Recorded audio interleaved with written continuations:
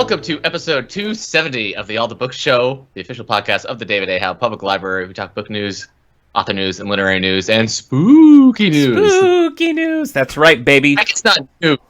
No, it's not news. No, it's old. We have spooky news to share? I don't have spooky news to share. No. Nick's house is haunted. Wow, this is a real a hidden camera situation where you're telling me that now when I'm in my own house. We're talking spooky because this is Halloween Now 6, and you can't do Halloween Now 6 without the Queen of Halloween stopping by. Sally Jacoby Murphy, director of the Fred and Harriet Taylor Memorial Library. Welcome to the All the Book Show. Thank you. I am glad to be here. Really? Because that was very low watt, the way you said that. Yeah. I'm torn because I was trying to think of some spooky news to share. Oh. Because I feel like if anybody had it, the Queen of Halloween should probably bring the spooky news. It should come from you, yeah. I felt like the low energy kind of emphasized the spookiness. Like, we're a little on edge, but this is just the mundane to Sally. Yeah, that's true. That's true. Like, I think there's a poltergeist in my house. She's like, oh, you have one too. Kind of a Morticia Adams vibe going on. Yeah, which, makes total sense to me. Yeah. I'm Nick Gunning. I don't know if we clarified that, but that's who I am. Eric Michael. Okay. I've got to point out, normally we're together when we do this Halloween Now thing. For the first, 3, I guess, we were just in my office at the library. Halloween Now 4, Sally was in town visiting, and we recorded that one at your house, Eric. Do you remember that? And then Halloween Now 5, you and I were together. Sally was on Skype. And what's funny is that Sally in that episode of Halloween Now 5 makes a big deal about how much Halloween in North Carolina sucks. And Sally's like, you need the leaves changing. You need a nice cool breeze. And Eric was like, hold on a minute. That sounds all right to me. I like the idea of a North Carolina Halloween. And here we are, 1 year later, Sally and I chilling in Western New York. Eric having that North Carolina Halloween that he dreamed of. So I guess somehow that magic came true. When I dreamed of a nice, warm Halloween, I was thinking, but also throw in a pandemic so I can't do anything during Halloween. You went a step too far. We agree that you went a step too far. Yeah, I took Sally's advice and I just ran. Yeah, I ran with it. You did, and you. But it was a mistake. Yeah. I'm glad that the pandemic. Yeah, I was just like, but what if? Wouldn't it be scary if there was a pandemic? They're like, I don't know. Yeah. Well, it's my fault. I'm sorry. I'm terrified most of the time, so it did work. Let's get into some bookmarks, shall we?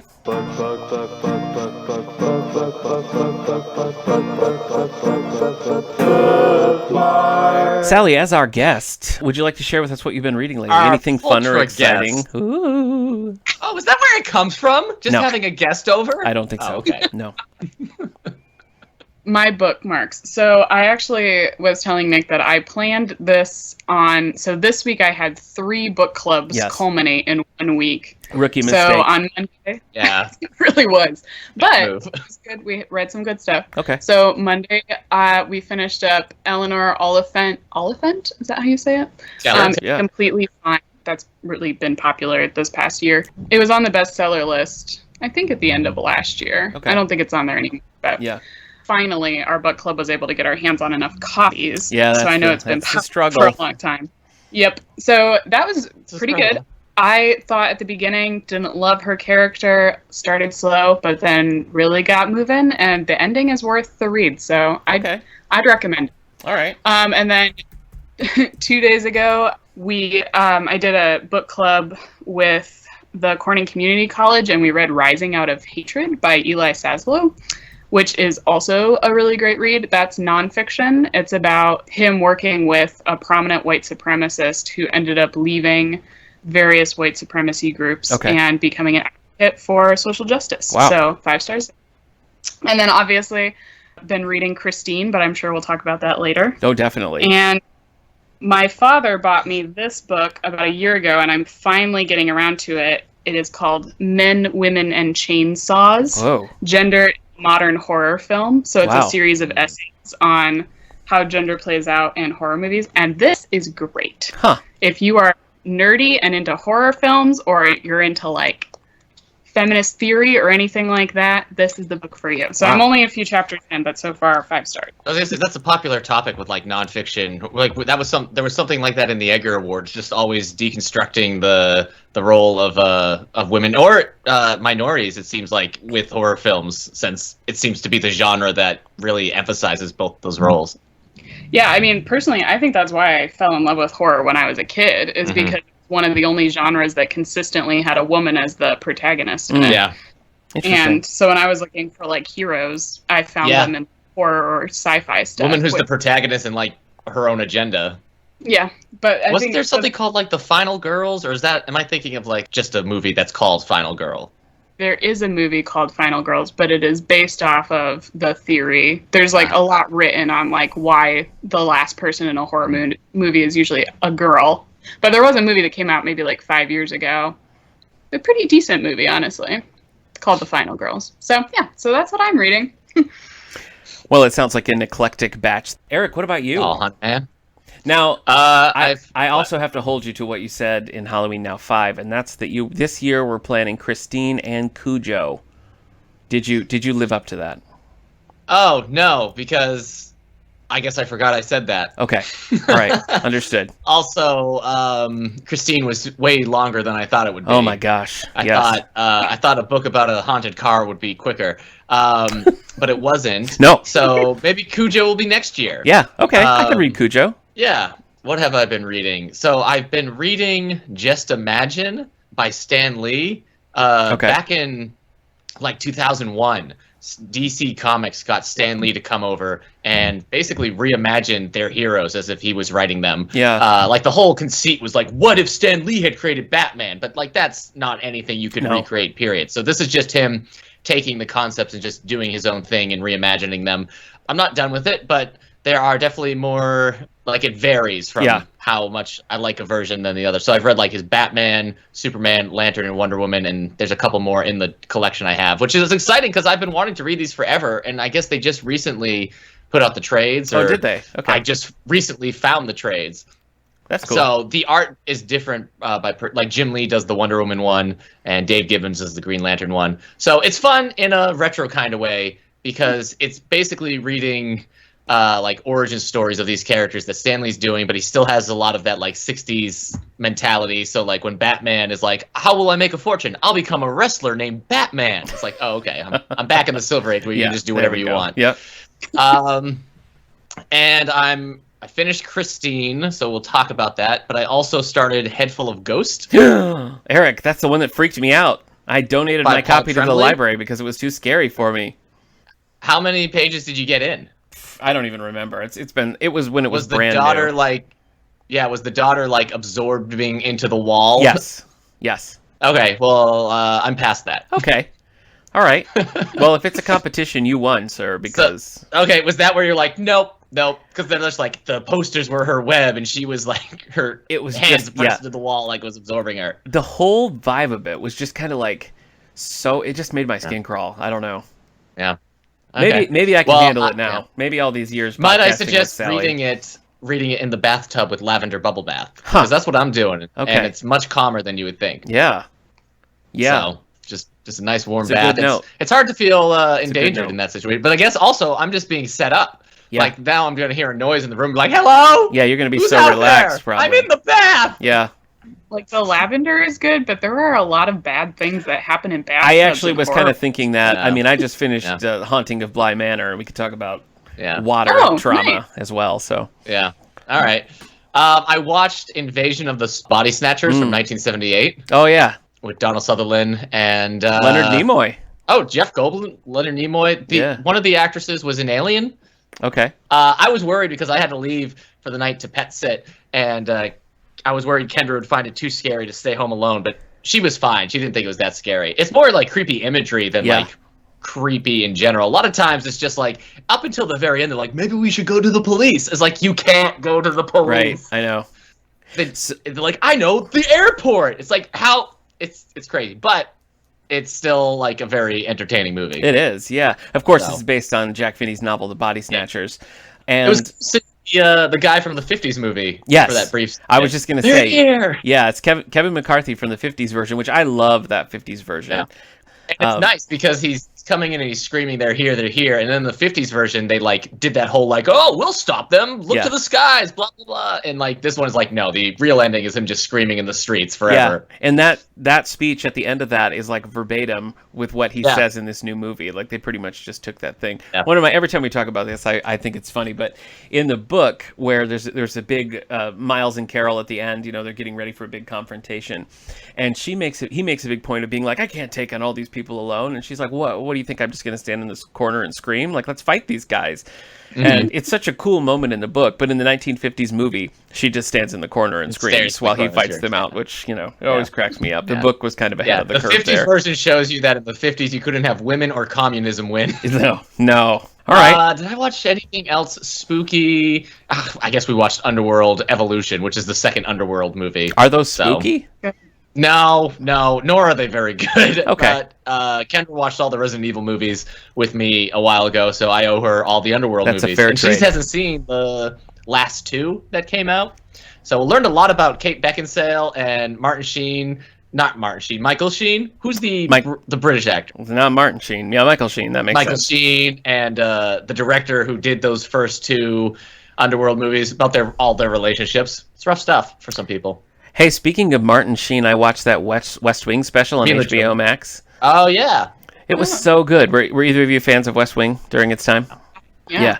Oh. So this is cool because they do a season 2 episode, Hartsfield Landing, as just a straight stage play. Like it's, so it's not like a new episode or something. It's just the original cast doing a stage version of that episode. It was very effective. And the chilling juxtaposition with our current situation was upsetting. Let's see. What did I? Is that it for you, Eric? Is that all you read? Yeah, that's just it for comics. And then, like I said, Christine took a while. Yeah, and definitely. I only really just started making way through Head Full of Ghosts like this morning or yesterday. So. Okay. Spooky. Well, if you're watching a lot of Cougar Town. Oh yes, of course. Cougar Town's been taking up a lot of my. I'm on season 5. Okay. You're really working through there. Nice. Yeah. I also read something that's reimagining DC Comics characters, if we want to stick with graphic novels for a minute. I read a new YA graphic called The Lost Carnival, a Dick Grayson graphic novel. So this actually kind of felt like a Halloween read, too, because it's split half and half between the Haley Circus, where Dick Grayson and his family are performers, and this Lost Carnival. And the Lost Carnival just gets like spookier and more ethereal as things go by. I think it's a really effective YA graphic novel. It is a very ineffective Dick Grayson DC Comics story. Like all you got to do is change the names, and you got your standalone YA graphic novel about a spooky carnival. So I read Angel's Flight by Michael Connelly. This is in the Harry Bosch series. I started this forever ago, and then book club books kept like taking precedence. So I finally got back to it and finished it. The plot, I think was interesting, and actually it dealt a lot with racial injustice and like corrupt police. So it, in a way, felt a little too like, I would rather read something that feels like fiction. But the problem was that this was, it was right on the cusp of like when technology was becoming like really common in these sort of things. And so Harry keeps being like, let me look this up on the computer. And it just, anytime that there was talk of computers, it was comically bad. So that kind of held it back a little bit. Would you read a book in which Harry retires? Yes. And it becomes like a house cleaner for this family, and it's called Who's the Bosch? Yeah, I would. All right, that's it. I love the Michael Connelly books, and I love Tony Danza, so you just married two things. Hey, yeah. Did you see the stuff about Ron Howard doing they're going to be doing a Happy Days reunion? I did, yeah. And John Stamos asked if he could play Chachi? Yeah. And the actor who plays Chachi said on Twitter, "Shouldn't you be taking care of Aunt Becky?" Yeah, I did hear. She's in jail. A little shade in the Happy Days Full House world there. I'm currently reading. You know what? I read? I read one called Batman Venom by Denny O'Neil. We talked a lot about Denny O'Neil. You sure love your Tom Hardy. That's it. Not what you're talking. No, that's not it. Bane, Venom. I'm just gonna tell Al Sally Capone. about this one. This is about, it's kind of a what if. Like, what if Batman was a drug addict? So it also had kind of a spooky vibe to it. So it worked as Halloween reading. Art by Trevor Von Eden. So it was interesting to look at. I don't think it quite went far enough with the premise. It's like they can't really turn Batman into a drug addict, so it didn't really have any teeth. I was actually kind of disappointed with that one. I'm currently that's reading weird because Venom is like all teeth. a different character. You're conflating two things, and it's Tom Hardy it's unbecoming. has also a good set of teeth, I guess. Yeah. Oh yeah, I guess So. he does. I'm reading Mind Over Magic by William Rabkin. It's a murder mystery, and I'm reading David Copperfield by one Charles Dickens. That's a fun Halloween pick. Yes, isn't it? I did watch some Halloween things. Should we get into this, Sally? Have you been watching Halloween things? Oh, of course Okay. I have. Now, you've had themes the last couple of years. Last year, your Halloween theme was witches. Do you have a theme for this year? You know, it's funny that you ask, Nick, because this Thank year you. I do not. Oh, boy. Okay. But I also noted that this year I am lacking in a theme. So I kind of went through and I picked out my favorites from this past year, Okay. most of which I have watched in the last couple of months. Yes. And I kind of categorized them into like what I would recommend as the best in those categories. Intense. Wow. Okay. All right. Yeah. Sally, are you writing your own essay on the horror genre now? I mean, I write them sometimes for fun. You should just put them all in a collection. Put it Yeah, out. that sounds right.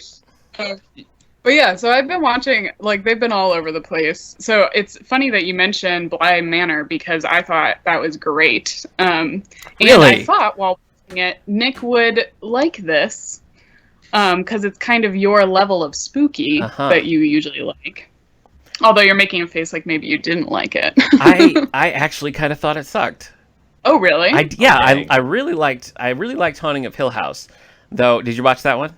Yeah, I mean, that one is, if I'll use the expression, that one has a little more teeth. My criticism of Hill House was that I feel like in the resolution, I had kind of a like, but that's not really what we were talking about, though. You know what I mean? Like, it felt a little bit like they resolved some things, but it felt like kind of a course correction a little bit at the end. Do you know what I'm saying? Or you did not get that vibe at all? I did not get that vibe. Okay. Well, I don't want to spoil But, it, I mean, so I'm I feel trying to like... think- Okay, go ahead. Yeah. I guess that's the problem is I'm trying to think. I think if I ask you too many questions, I'll spoil the Yes. ending. I mean, so I also, though, watched Hill House with my extreme nerd glasses on because I was following it based on the original book sure. and then the 1960s movie. Yes. And so I was plugging those characters that way. And so I think I missed a little bit of like the plot points. I see. Okay. because I was obsessing too much over character Okay. development. All right. So it is possible you have a very good point and I missed it. Well, we should talk off mic so as not to spoil it for the nice people. But Yeah, yes, we can we finished Bly House just a few nights ago, and yeah, I don't know. I was very disappointed with that one. But that was like thumbs up for you. You thought it was top notch. The ending is like fine, like so to me, but the journey was great. Okay. Like I loved each episode had some like genuinely creepy stuff in it. Oh, definitely. And I love the characters. Okay. I thought the characters were fabulous. But yeah, so I put that in my haunting category. Yes, that makes sense. I also watched this new. That's what I'm torn about. The Hubie Halloween thing that Adam Sandler did. Okay. And I half hated it and half really enjoyed it. Okay. Eric's I'll now. tell you. I haven't seen it. Eric has seen this one, so discuss. Yeah. It was actually even my pick. It was my pick that night. It was a Friday. We had the pizza. I was like, all right, are we going to watch The Lost Boys? Are we going to watch Invasion? And I was like, you know what? I just it's McDonald's, right? It's basically just the entertainment version of McDonald's. It's just so easy. You just click on it. You know what you're going to get. And I thought it was probably one of the most like unoffensive Adam Sandler movies in a while that I was like, well, that wasn't great. That wasn't horrible. It was what it was. It was a 10-piece chicken nugget meal with some fries. Sally, your response? I think that's probably accurate. I was going to say reasons I hated it. Adam Sandler. I can't stand this guy. I think he's stupid and I don't like him. Yeah. He kind of played it like Bobby Boucher from The Waterboy a bit, but less endearing almost. I don't know. Yeah. He didn't have the funniest part was Tim Meadows. There was one line where Adam Sandler was like, how's your degree in night school going or something? He's like, I dropped out. Don't talk about it. And that was it. And it's just pure Tim Meadows, and it was just so funny. But I find Tim Meadows to be the funniest part of most things Tim Meadows is in. So that makes sense to me. That's fair. Well, and I would say my favorite part of it was Steve Buscemi, who plays a fairly large side character, but it's so stupid Who's and possibly a werewolf. who's possibly a werewolf, but he's just so good at it. And I like in general, it was like a great cast. Like Okay. they had Julie Bowman from Modern Family, and Noah, I had to write these down so that I wouldn't forget. Noah Schnapp from Stranger Things, and Maya Rudolph, and like a lot of like one-off like cameo characters. But those Ray were, Liotta is slumming it, but also is he? If I saw Ray Liotta, I'm like, this feels on track. I mean, Ray Liotta has been doing those Chantix stop smoking prescription commercials for the last 5 years. So, I mean, I would take QB Halloween, I think. Yeah. But like the cast is pretty crazy. Like it's Maya Rudolph, June Squibb, Shaquille O'Neal, Ben Stiller, Melissa Villaseñor, Kenan Thompson, Tim Meadows. Like all of them play just cameo roles. Yeah. And so like they are a lot of fun because you can tell every single one of them were like, we're getting no money for this, but like whatever, we'll be in this. Yeah. So at any rate, mixed feelings, but worth a watch if you like want something that's like definitely, as Eric put it, a chicken nugget meal. For like my teen slasher pick this year, I chose Ma, which is with Octavia Spencer. Oh, This right, yeah. I like how you say Ma. Like I call it. Oh wait, how would I say it? Ma? Am I saying it differently? Ma? Ma's a weird word. Ma. Sorry. So Octavia Spencer, definitely like solid teen slasher Disturbia vibes, which it's not a great movie, but it gives you what you want, and that's great. Yeah, I remember hearing so-so reviews about that when it came out.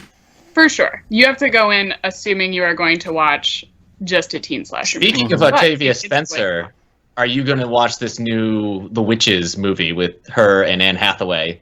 Oh, definitely. Okay. Well, I didn't know because I know you love the 90s one. I know that's like a favorite of yours. I mean, Angelica Houston cannot be beat, but I love her old, and I'll always take a reboot of like a beloved film. Like even if I don't like it as much, I'm always happy to rewatch things. So okay. But yeah, so urban legend category, scary stories to tell in the dark. Okay. Surprisingly enjoyable. Body horror. There's an Irish film called Sea Fever, which I loved. I would put that in body take my horror. headphones off. Yeah. Hey, have you watched? I was like, okay, I can do this. As soon as she says body horror, Then you're I can't out. do it. Have you ever watched Kevin Smith's Tusk? Because I'm never going to watch it, but I'm kind of curious. I've seen it a couple of times. Is it good? Is it well done?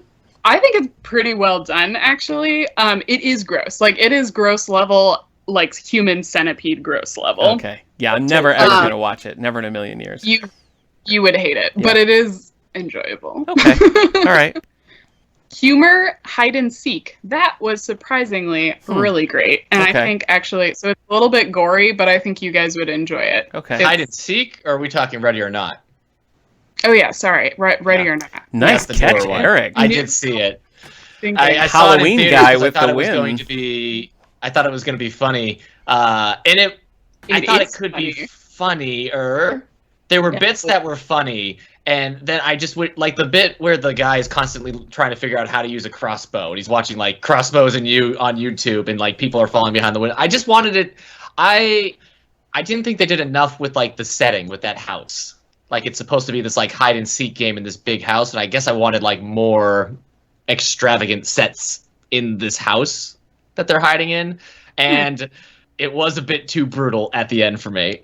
Not the very end, that was just silly, but the Anne McDowell stuff at the end, I was like, I can't, this is ruined. All right. It is gory. It is very gory, but I thought it was hilarious. I thought it was super well done. Yeah, the preview just made it look like, just as tongue-in-cheek as you can get. Yeah. Adam Brody's in it, and Kendra loves him. There we I think go. Kendra would leave me for Adam Brody. Wow. Fair. Okay, Yeah. you seem very. I at really peace did. with Yeah, that, I think which if Adam Brody came, he's like, "Hey, I didn't get to play the Flash, but can I be your husband?" She'd be like, "Yes, yes." he got to play Captain Marvel Jr. That's got to count for something, right? That's got to count for something. Okay. I got 3 more. So Keep it coming. I'm going to call it light highbrow Okay. is The Invisible Man, which I actually saw with your wife, Nick. She loved it. I haven't seen it yet. Yeah, I loved it too. I watched it again, and I would It's say on HBO Max right now. Oh, is it? I think so, yeah. It's just a really solid cast. It has a really good ending. And I think it's pretty cohesive as a film. So I really liked it. I call it light highbrow because I think in the end it's still like a blockbustery type movie, but it's very well written and very It looks well like it's really like just embracing kind of like the schlockiness of the concept. Like it knows what it's like the main gist is kind of silly, but it's just embracing it. Yeah. Well, and the tech in it, I think, speaks to it too, because it's like, we know this is ridiculous, so we're going to play that up and kind of... Maybe schlock isn't the right word. Can be? I don't know if I'm using the right word. They just, like, the concept of, like, the boyfriend who's invisible. Yeah. And then I put as my actual highbrow, which I believe both of you have seen, probably you have, but Parasite came out this year, and it won the Oscar for Best Picture. And that is only the second horror movie to ever win the Oscar for Best Picture. Yeah, that's funny, because I see all this stuff, and I'm like, I guess it's a horror movie, but I just don't see it as a horror movie. But I guess it does start going horror movie-like. It is a horror movie. Okay. And I think that's maybe because the horror movie gets a bad rep, right? Because people think of horror movies as being garbage, and they're not. Right. Yeah. Yeah, I mean, I guess it's just as much of a horror movie as something as like Get Out was in its own way. So I mean, Get Out is solidly a horror movie.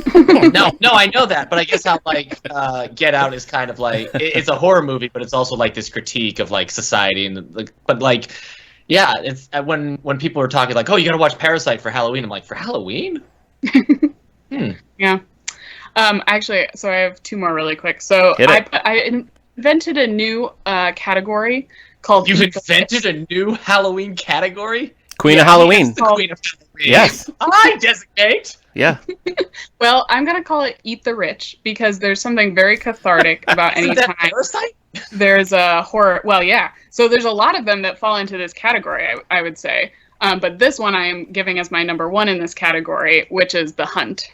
It didn't get a lot of press. No, and wasn't it... There was some controversy about it being delayed and everything, and then when it was released, people were like, oh, the controversy was silly, like it always is. It's basically like it's your typical rich people take poor people and pit them against each other and make them fight to the death kind of scenario. It is very gory, but it is a great critique on society, and it's very topical. So if you're looking for something that both pulls you out of our current political state and also keeps you solidly in it, that's the film for you. It is cathartic in a way, though. But I loved it. I thought it was a great critique. And then the last one is Ratchet. Sarah Paulson and, what's her name? Cynthia Nixon. I can't watch another Sarah Paulson film. So, I'm sorry. Well, Eric, you know what? There aren't a lot of working lesbians in the field, and so anything she's in, I will take it. Sorry. It's not her fault she was in Glass. Or maybe it was. Somebody had to say yes to that role. I don't know what that is. Glass? It was the M. Night Shyamalan movie that made it feel like M. Night Shyamalan was like, hey, are you a fan of my earlier work? Go to hell. Maybe your problem was watching another M. Night Shyamalan movie in 2020. Yeah, fair. You know what? It's my fault now. No, because the visit convinced us that there was still some gas left in the tank. That's true. The visit was scary. Yeah, that was a good. I mean, I don't hate Glass, but I don't want to fight. That's all right. I never saw it. I've moved on from Glass. That's good. It's healthy. The sequel to Unbreakable and Split. Yep. Oh yeah, I did. So. I did see Unbreakable back in the day, but did you see Split? No. Oh yeah, no, I did. That was the one with the guy who had James McAvoy had the 40 personalities is what they went for. Yeah. Yeah, kind of. Well, Glass is the sequel to Split. Gotcha. Yep. Gotcha. Yep.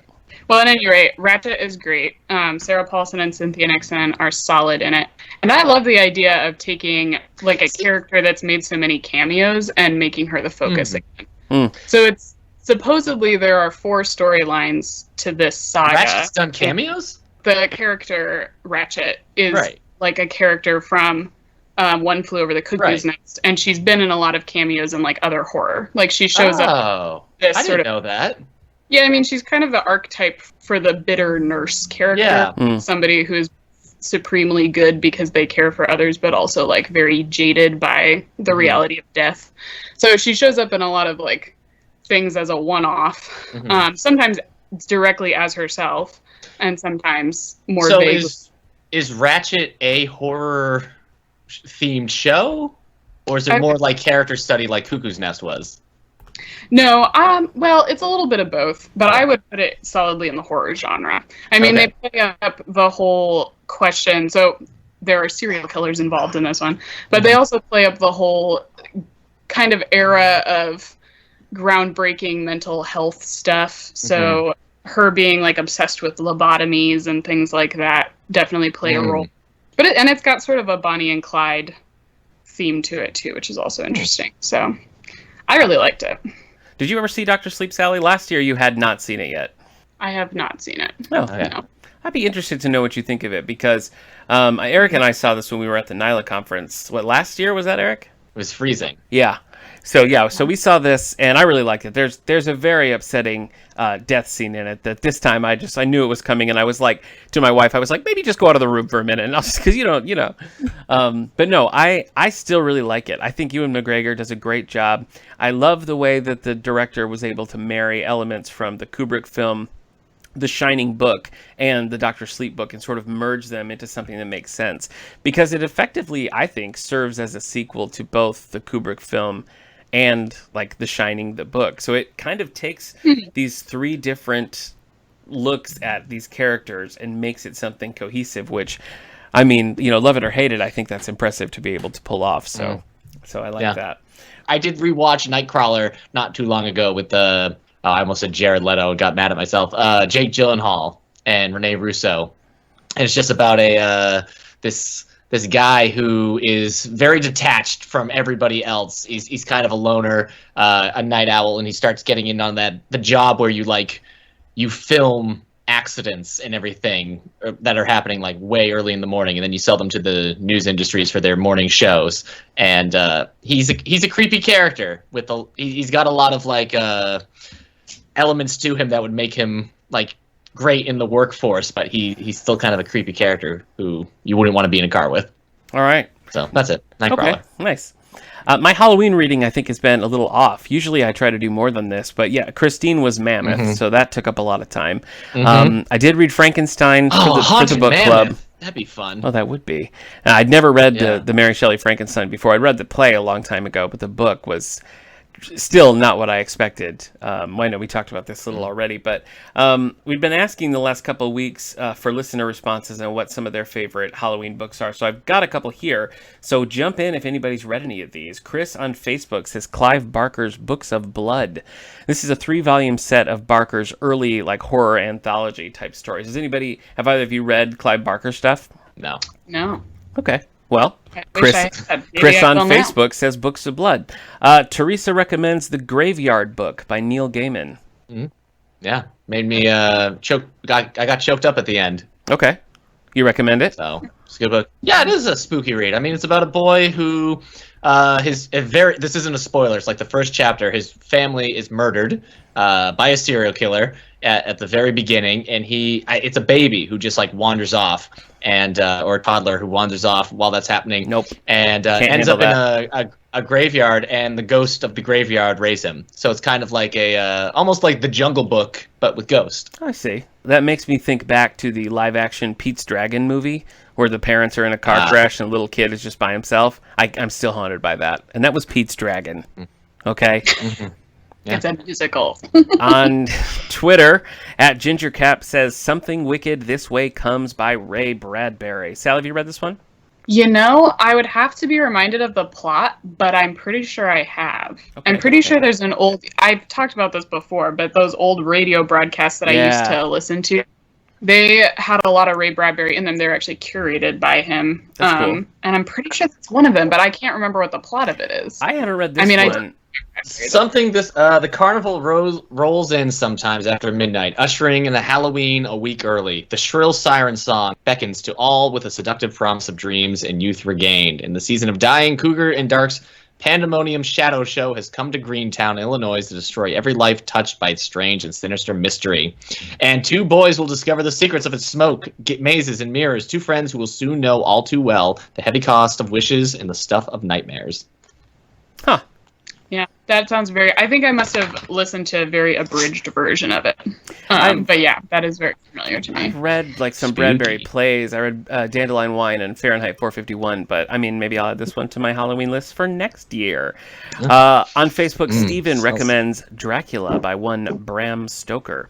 I have not read this. I have read that. But I've heard there's a pretty amazing audiobook, like a full cast audiobook that I hear a lot of rave reviews about. Probably, I'm sure. I read that the same year I read Frankenstein, and I like both of them. I found Dracula to also be a little dry to my, at the time, 2013 standards, but it was still like engaging and everything. So I think its politics come across a little dated these days, but the main gist of it, of just like Dracula showing up and everything, is pretty good. I think Francis Ford Coppola's Dracula tries to stay a little bit truer to the book. Oh, okay. What about the Mel Brooks Dracula Dead and Loving It? How close is that to the book? Do you know? That's closer to the Francis Ford Coppola film. Okay. Than So a the couple book, of steps removed. But I mean, it's all Okay. She's dead enough.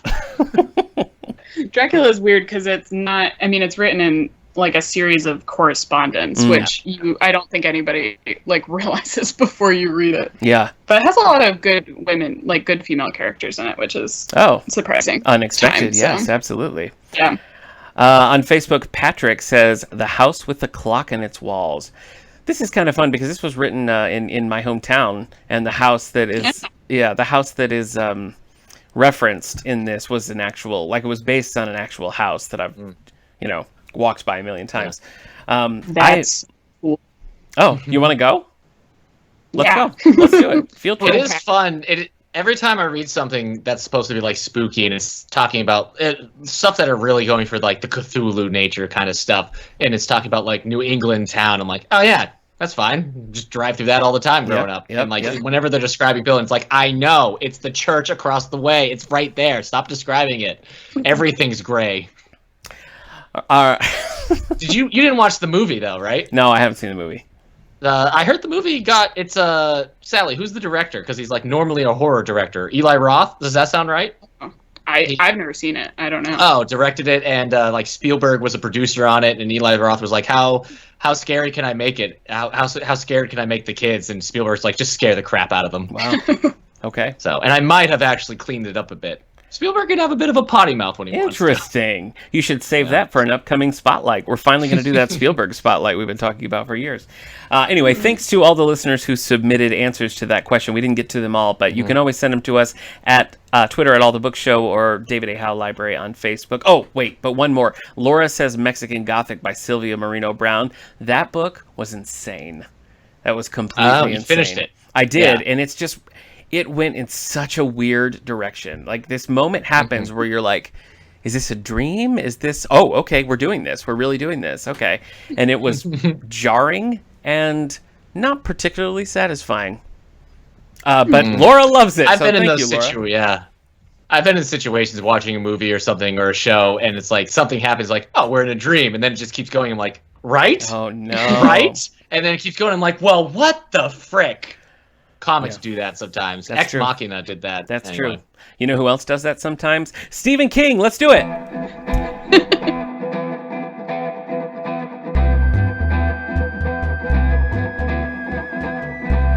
All the Books presents Author Spotlight. Boy, this is... Halloween's the only time that Author Spotlight tune makes any sense in my mind. That's right. That's right. It's very... I want your soul. Yeah, Also, it's an Author Spotlight. You know what? We should have Halloween versions of all the themes. So I'm going to speak to our attorney about that. See if we can tweak that contract. Why are you going directly to lawyers instead of creative for that? Good question. Good question. I fight dirty, I guess, is the answer. So this year, for our conversation, we all read Stephen King's Christine. You'll remember in Halloween Now 5, we were talking about World War Z. But this year, we're talking about a murderous car, the 1958 Fury Christine. I love my Halloween books to also take place during like January. Let me give you a little bit of facts here. This book was released on April 29th, 1983. This was his return to the full-length novel form, his first novel since The Shining. The film adaptation came out later that year. From Yeah, StephenKing.com. sold it right away. Yeah, it probably was pre-sold, really. But here's the synopsis from StephenKing.com. A love triangle involving 17-year-old misfit Arnie Cunningham, his new girlfriend, and a haunted 1958 Plymouth Fury, dubbed Christine by her previous owner. Arnie's first car is jealous, possessive, and deadly. Yeah, that description doesn't make any sense. No, it doesn't. All right, let me tell you this, because I read this. For one, it ignores Dennis. I'd say Dennis is much more the love triangle than the girlfriend. I think you could also make an argument that Dennis is the protagonist, really. I mean, he's the one telling the story. It's his perspective. It's never told in Arnie's perspective. No, and it's never really told in Arnie's favor either. One thing that really struck me about this, I'm just gonna drop my criticism right here at the start, and then we can get into plot. I spent the whole time feeling like in the first 20 pages, the tone is established. You get it. Like, you get what the car is doing, you get it. And then you just keep reading it for another 500 pages. I just don't feel like there's much of a trajectory. Sally, have you seen the movie? I watched it this morning. Oh, did you like? I've heard like the movie has lots of good reviews and seems to have like lots of fans. I mean, so I would agree with Nick. In reading the book, I just feel like this book could have been a really good, like, 150-page book. Yeah, yes, I thought the whole time that this book should have been 250 pages, should have been pulpy, should have been like the novel form of grindhouse cinema. It's about a haunted car. Yeah. It should just be like brutal car murders and then the end. But like Nick says, it's just like the car's evil. And then every 10 pages we're being reminded that the car's evil. Yes. Over. And then after we've seen the car murder like 3 to 4 people, Dennis is like, do you think these murders are related? It's terrible. It's like the reverse Columbo. Yeah.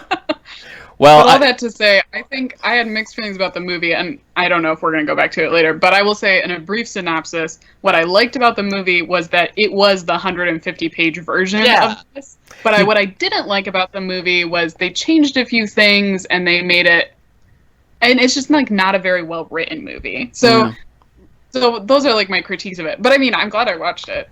Nick this morning was like, you could watch the movie, and I was like, no. And then 2 minutes later, I was like, actually, it's free on YouTube, so I will. Well, so, I mean, that just frustrated me about it, just because that's a major pet peeve of mine anyway. Anytime you're reading a book where you can read the synopsis and you can read the whole book and have the exact same understanding as if you'd only read the synopsis. To me, this never really went deep enough.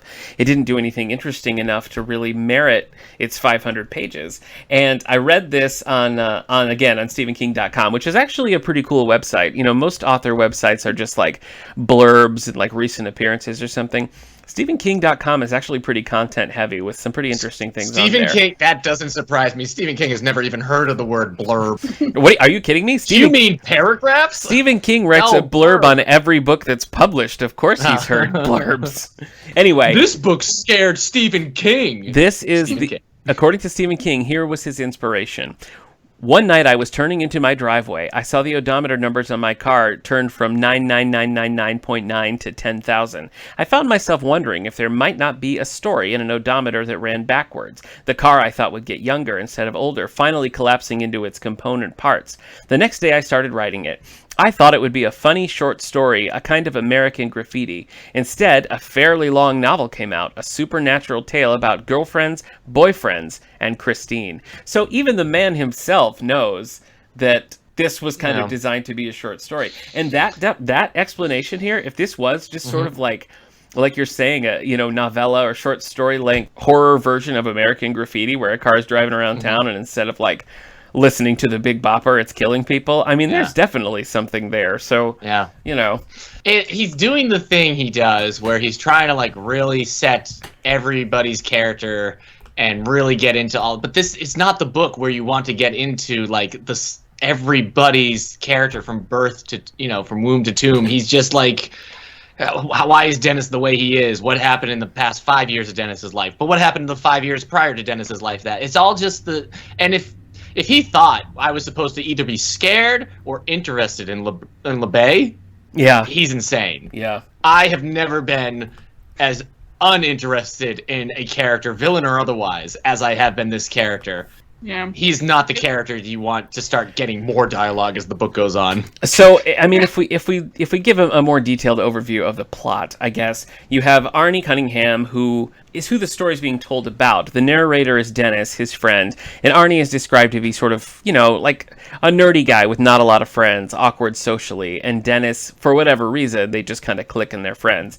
Arnie finds this car, is obsessed with this car, he just, right from the get-go, is like, I will do whatever it takes to get this car, and does, and just slowly, he and the car sort of, I don't know, merge, like E.T. and Elliot style, and just become more and more enmeshed. Suddenly, Arnie's, like, getting girls, and he has this girlfriend named Lee, who Dennis and Lee sort of have a little bit of a flirtation with each other that, you explore that, it grows as the book progresses.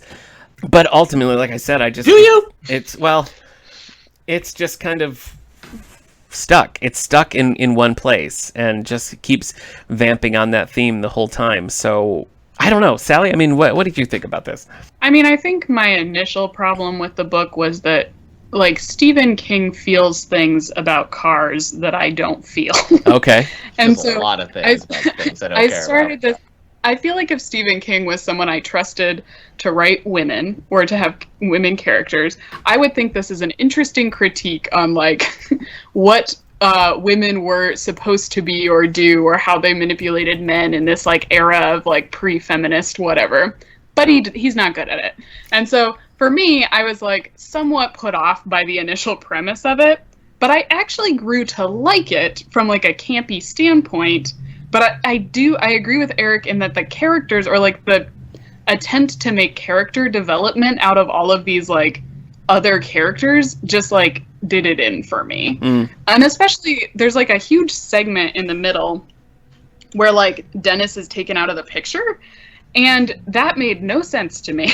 Yeah. Suddenly the like narration has changed. Yeah. And it just feels like, why are we doing this? Like, why would this be a choice one makes? Like, why is Stephen King started with this character development and then just, like, let it drop off? I just wanted... I don't know. Am I allowed to spoil parts of the movie? Yeah, I think we're going to have to. Yeah, go ahead. So let's just say there's going to be some spoilers from here on out. Spoilers! Okay. So one of the main differences between the book and the movie is that in the book, this car is kind of haunted by LeBay himself. So he basically has like somehow fused his like soul and like basically like sold his soul to the devil kind of deal to like become this car. So it's not Christine, the car, that is necessarily haunted. It's like him haunting Christine. Which is kind of a mistake there. I kind of like that. I wish it was Christine. Yeah, and in the movie it is Christine. Yeah, so she. I always thought the gist of it, from everything else that always like references Christine or something, it always seemed that like Christine was a car that was made of like parts of evil cars. Or maybe I'm just thinking Futurama. Maybe it's just that Futurama episode with Bender, but it's like Hitler's steering wheel and all this stuff. Like all these evil people had their cars turned into this car. I don't know. I always thought that it was just too campy for King. Christine was in love with Arnie, and it really was like a love triangle. That was always my impression of the book, and I think that's, I don't know, I don't really think that's much of an element here. I mean, it's a jealousy in that like Christine or LeBay wants him paying attention to the car and not other things, but it's not really a love triangle, I wouldn't say. Do you think? I don't think so. Well, and that's what I mean when I say like, because Arnie's not like a character really. Like he's just a cipher for everything else. So it's not a love triangle, because like Arnie just disappears.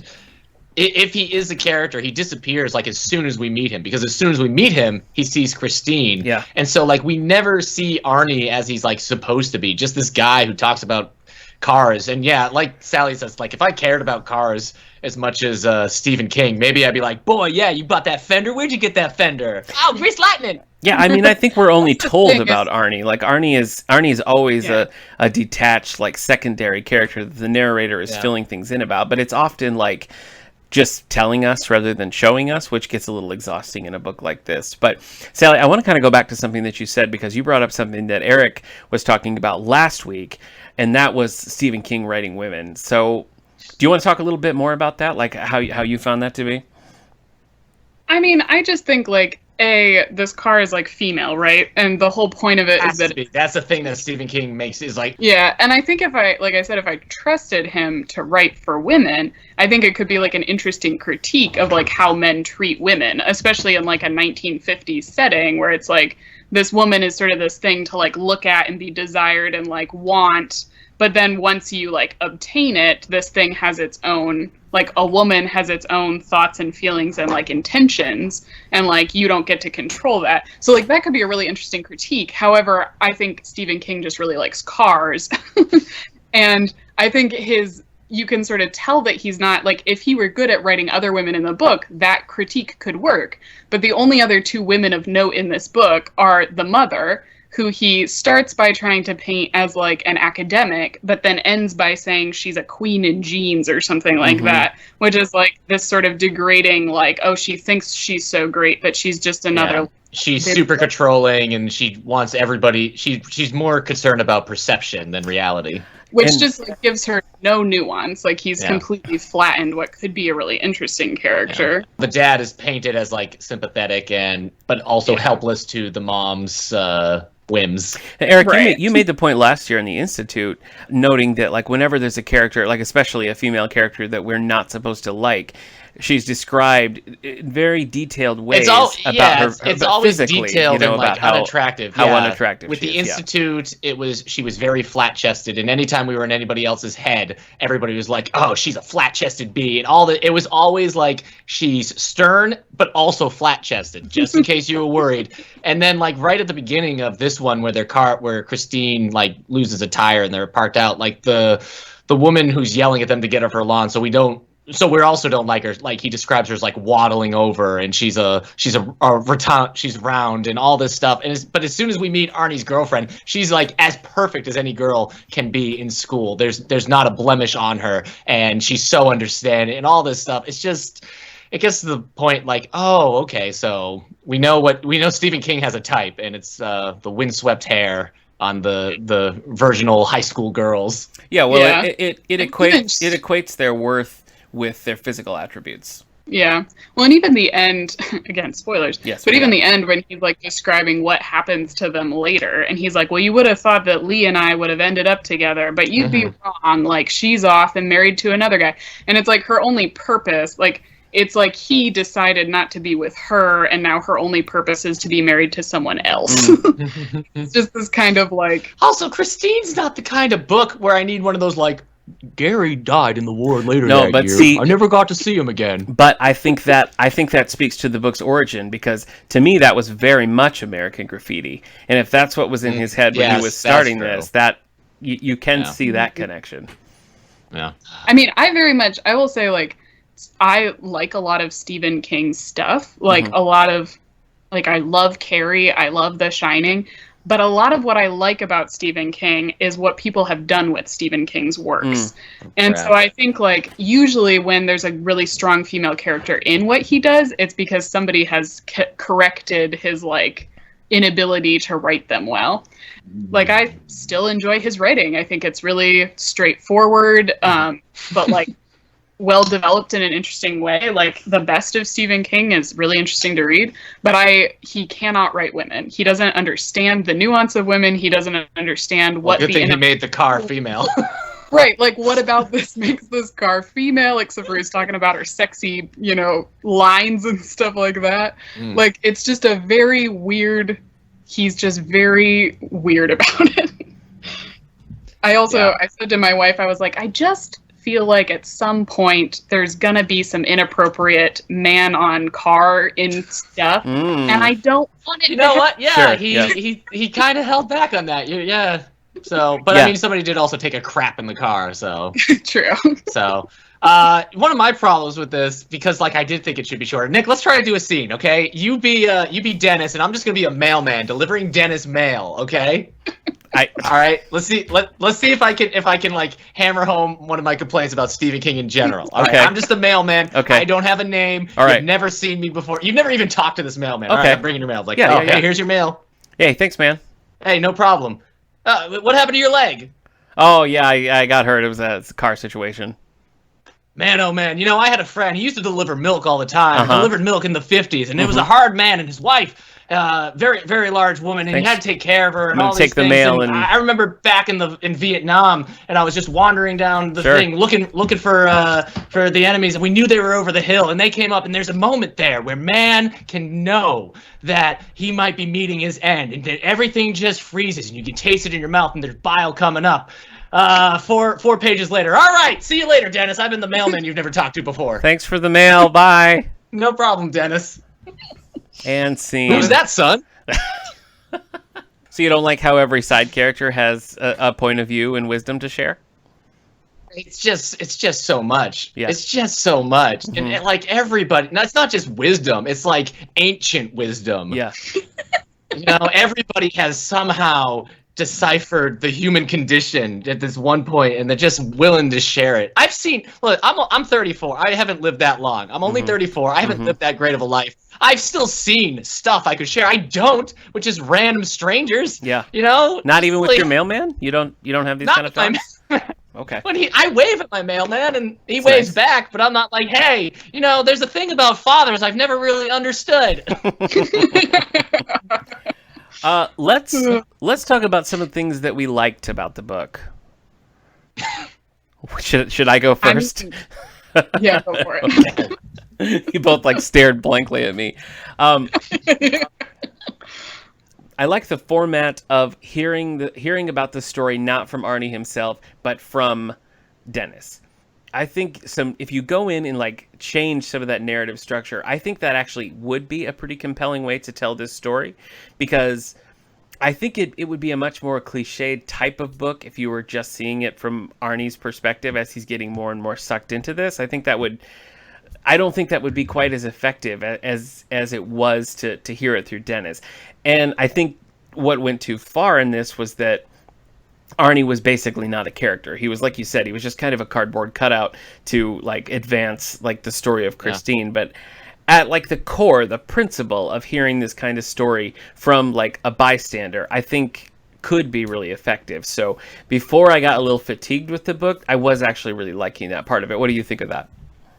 I think that's fine, but then, like Sally says, Dennis just disappears for the middle of the book, and then True, that's true, yeah. Kind of just. But we're supposed to be seeing things from that's when Christine starts going off and having its adventures and stuff, and it's silly. He tries to make it serious, but it's silly to think of a car chasing somebody through their house. Well, yeah, and see, then that's so scary they have a heart attack. But if this would have been a silly book from the start, that would be fine. But from the beginning, where we're supposed to be taking it seriously, but where he's this is a car book, but it's also The Shining. It's Shining but car. But then when it's the car's smashing through snowbanks and chasing somebody up its stairs, it's how, I don't know. That just kind of read I read that as this is stupid. And if the book had gone a different direction, I'm oh, this is fun. Yeah. But because he went the one way he did, I'm right. No, that's not fun. It's stupid. Because now people are what happened? I think when you see the original intention, and then you see how, he said, he meant to write a funny American graffiti-esque story about a Even car. The end, it should be silly, right? The guy in the movie is a bulldozer, right? Yeah. At the end, it's a bulldozer versus the car. So that should be silly. That should be just very campy and ridiculous. And I think there's just two versions of it. I think he had one version in his head, but just sat down and rather than stopping, just continued to write and write and write. So it's almost got high on his own. To me, it just kind of it becomes at that point sort of a writing exercise. Were there elements you enjoyed about the book, Sally? I mean, I like the basic premise of it. I do think I think it's fun to have animated cars are not unusual, right? We have a lot of movies Titty Bang Bang or what's the Herbie or whatever. Yeah.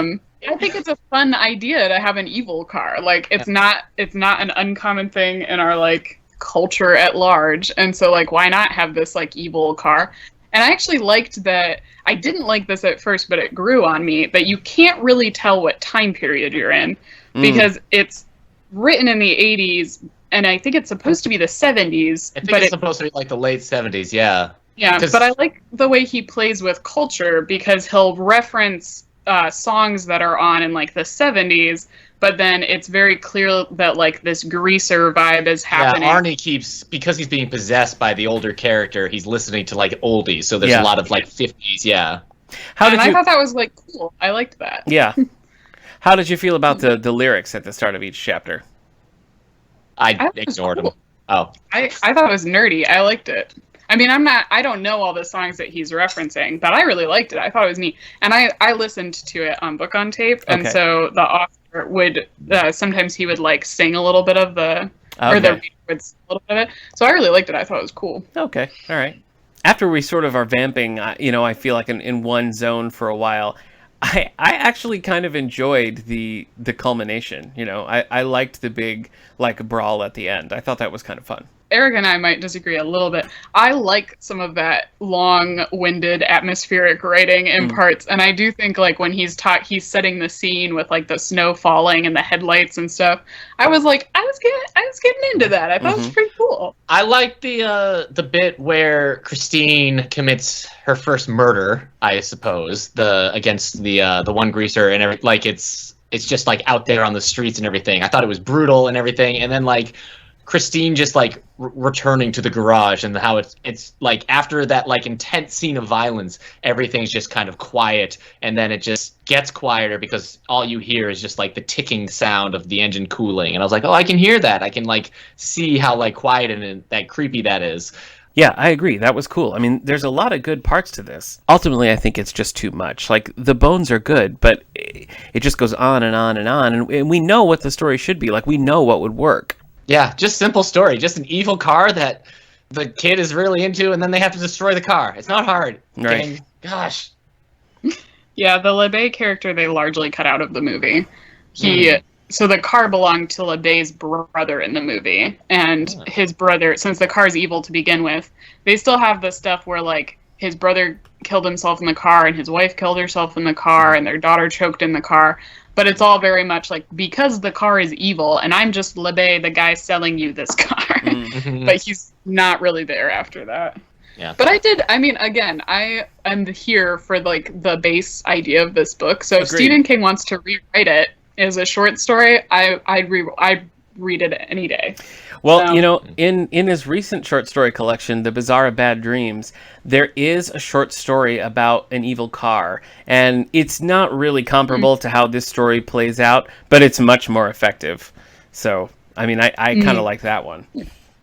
I'll just recommend The Honking, which is the 18th episode of the second season of Futurama, in which Bender basically gets hit by like a werecar. Okay. Nice. So I'm down to watch. I'm down to watch liked. Futurama anytime. All right, so Eric, you're on record. That was the Christine I liked. Okay. So Salem's Lot. I gave it 3 stars. I did too. Because despite all my complaints, I hate that it was as readable as it was. Agreed. That like I was able, again, bath time reading. So just kind of sit there and read. But it didn't really do anything for me, and it didn't really spook me out. But I guess you're not supposed to be with it. Yeah. It's not. I don't know. Am I supposed to be like? Should we be scared by this? I don't know. I don't know what he's going for with this horror. That's a good question. I guess I think more because just like The Shining unsettled. and Pet Sematary are supposed to be scary And succeed. But Christine is just gory, and so that's where the Grindhouse thing is. Like I get that. I don't know. It's just. Anyway, I always go back to Bag of Bones when I'm thinking about like if I was going to recommend one, just because I do feel like it is the scariest that I've read so far. Like that had some genuinely like, oh my gosh kind of moments in it. But do you have a favorite Stephen King, Sally? Carrie is probably the favorite one I've read, but I love a lot of film adaptations, and my favorite film adaptation is Misery. Oh, okay. I haven't read Misery, so I don't know. All right, well, for better or worse, that is our wrap on Stephen King's Christine. A mixed bag, good bones, poor execution. Sally, do you have anything else on your Halloween list that you're determined to get through before the day? That's it. So I've been revisiting some older ones, and I actually have Rings, which I'm sure is a terrible movie, but I did rewatch The Ring recently, and The Grudge, and so I have the bad sequel and third movie of The Grudge, and then I have Ouija Origins and Rings here. Wow. So I'd like to watch them before. Does The Ring still hold up? gosh, at this point it's like 20 years. It holds up for people our age, I think. I was saying to my wife was we were You think watching. a new kid's gonna be like, just don't put the VHS in. What's a VHS? Yeah, I think it's just like there's and even the white static, like white noise is not something that like kids even understand how it's True, so yeah. Oh, that's a stream loading bar. I get it. yeah. So I don't know. But yeah, some old stuff, but not really anything new. Although I have been wanting to watch. My brother's been watching Lovecraft Country, and on my list this year is still Blair Witch, the original, because I've never seen it. Oh, And Lost Boys, which I've never seen. okay. And there was something else, and I keep forgetting what it is every time. But this year I also watched Near Dark, which I thought was pretty good. Okay. Catherine Bigelow's like second film, I think. It's a vampire kind of modern day Western. I might get Lovecraft Country a try. I also want to finish Unsolved Mysteries on Netflix. I think has a fun, like, season spooky, 2 just came out. yeah, spooky Halloween vibe. The first episode of Volume 2 is awful, but I'm hoping that One of the best rebound. like Halloween things was Netflix released the first season of Mindhunter back like during Halloween, and I was like, this is great. And then Nice. like they released season 2 at some point. It was like March or something. We're like, what the frick? yeah. So, but it was perfect when they and what I think Stranger Things season 1 was released in October. yeah, like they that's got a get it good for their vibe. first season, and then like later on they're like, it's a summer It's show just now. whenever, It's like, yeah. stop it. And now we'll never get Mindhunter season 3. The David S. Pumpkins Halloween special is now just like a Halloween must in my house. My son loves it. And so we did watch the David S. Pumpkins Halloween special. So we've done that so far. Yep. Well, Kendra just watched It's a good Hocus time. Pocus, and which means I just watched Hocus Pocus again. I don't get it, but say Livy. And unfortunately, I have finally officially checked Nightmare Before Christmas into the Christmas box. Oh, So, You've made a interesting. determination. yeah, Okay. I figured the first song and the first like opening of the movie is set during Halloween, but then everything else about the movie is Christmas focused. And so I was like, all the songs almost are Christmas focused. So I've decided it is a movie you watch after Halloween. Okay. So a bit of a bummer. But this reminds me because Paul Rubens, who is in Nightmare Before Christmas, is also in the Buffy the Vampire Slayer movie. We just watched the Buffy the Vampire Slayer movie for the 902 and Here We Go podcast and did like a play-by-play commentary of that movie. Boy, is that bad. Yeah. Anyway, Sally, thank you once again for joining us here for Halloween Now 6. I want to remind everybody that early voting has officially begun here in Allegheny County. You can vote at the Board of Elections office at 8 Willits Avenue in Belmont, New York. The phone number is 585-268-9294 or 585-268-9295. And please vote. Just remember to vote. Early voting goes through November 1st, and then, of course, you can vote in your regular polling place on Election Day, November 3rd. Yeah. All right, that's going to do it for this week's episode of the All the Book Show. Our thanks once again to Sally Jacoby Murphy, director of the Fred and Harriet Taylor Memorial Library. Sally, thanks again. Eric, always a pleasure to see you, and we'll see you next time.